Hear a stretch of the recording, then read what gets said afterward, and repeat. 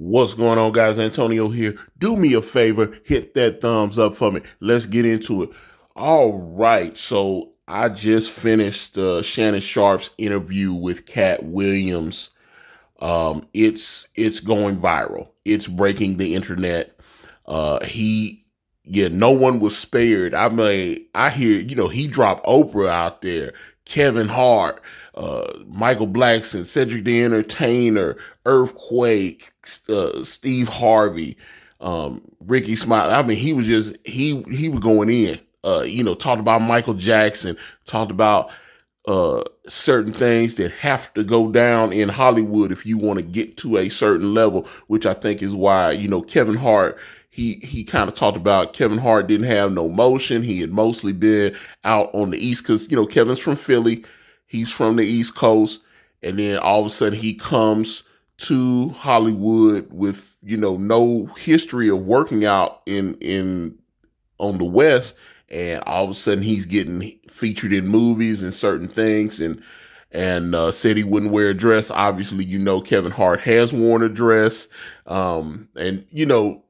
He was kind of, he made a joke about the Illuminati and all this kind of thing. It was very interesting to hear, talk about him getting blackballed by certain situations because he dared to speak out about Michael Jackson. He was one of those that was not, he was going in on Michael when Michael was still with us. Some people believe Michael was innocent, other people don't, but yeah, he went in on Michael. The story he told about Harvey Weinstein, I saw a couple of publications clip that because I had, obviously, if you know Harvey Weinstein's reputation, I have always heard women talk about, Harvey being an abuser and whatnot and doing certain things to them, like, hey, you got to do this to let me, if you want this role, you got to do this. And Katt said he, had reached, Harvey's team had reached out to him. They had a meeting. He's got his representation there. He's got, people that are on his team in this meeting with Harvey Weinstein. There were other people in the room. And he said that Harvey straight up propositioned him in the meeting. So that lets you go, like, especially towards the end, because a lot of people have said this about Harvey. He was so powerful and, getting Oscar nominations for all his movies. And Harvey was the motion in Hollywood for a minute there. You saw, and a lot of people, like I said, he talked about Oprah. And Oprah was, Harvey would throw these parties and Oprah was there. And, that kind of, those two were hand in hand. Now she's distanced herself now, but everybody know Oprah was down with Harvey. There's too many, they kicked it way too many times. And he was talking, he's talking about the Hollywood gatekeepers and stuff. Like I said, certain people have responded because, like, Cedric had responded, Michael Blackson responded. There are more people coming out. Another thing he said, like I said, he said Harvey Weinstein straight out directly asked to give him the Glock 3000. If you know what that is, he offered, Harvey asked him to give him the Glock 3000. He said he refused. And then Harvey ended up giving him the movie part anyway. However, he said when he showed up to the set, there were 3 other black men there. And it made him wonder if these other 3 black men had refused Harvey's offer because they met with Harvey as well. So if Harvey propositioned him, he didn't name who the other 3 black men were, but he said that it made him think that at least one of the other black men or something like that they had at least gotten a similar offer from Harvey. Like I said, Gwyneth Paltrow talked about Harvey. What was it? Rose McGowan. There was so many women that have come out and talked about what Harvey did. So I thought that was interesting. I was like, whoa, I did not know he was doing it. Because he talked about Terry Crews. They were in the Friday movies together. Remember, Terry Crews came out and admitted that a prominent Hollywood agent grabbed his situation right there in front of his wife. Terry Crews said that a man grabbed him while his wife was standing right there, and he obviously didn't do anything because he was like, he was afraid that if he did what he was wanting to do, that it would have messed up job opportunities for him. So he had to sit there and be humiliated and let a man, touch on him like that. I was like, whoa, that is.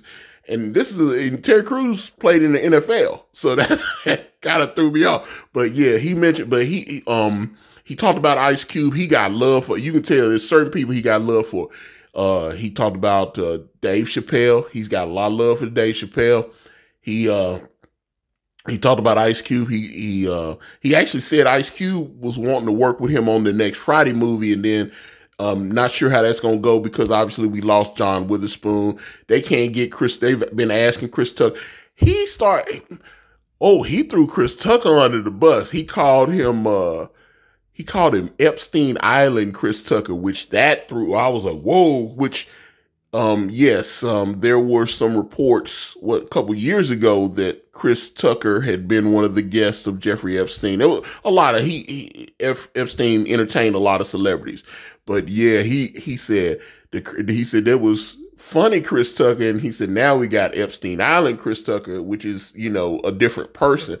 And he also alluded to the fact that Chris Tucker and Michael Jackson had he was saying, I mean, yeah, you could, like I said, go on the Club Shay Shay channel and watch this because he talked about Earthquake. Which Earthquake, most people think Earthquake, which Katt came back like almost an hour after he first mentioned Earthquake. He doubled back and they started talking about Earthquake again. He said, yes, I criticize Earthquake, but he said, I won't say Earthquake's not funny. He said a lot of the other people, cause like Steve Harvey, Ricky Smiley, Cedric the Entertainer, Kevin Hart, he said all four of them guys were not funny at all. And that's not the first time I've heard that, but I think they're good on television. I think Kevin Hart's funny in situations, but I've watched a couple of his stand-up specials, and yeah, I gotta be honest, I don't find him very compelling as a comedian. But if you sit there and interview him, he's real quick with it. He can say things. So he's funny, but sometimes you can't stretch that into an hour worth of material. But he talked about Earthquake. And one of the main reasons that he don't have like a sitcom is because Earthquake can't read. Now, it was like a year ago, the comedian Corey Holcomb had talked about Earthquake. They had gotten into a situation, I think what were they, down in Texas, I think it was.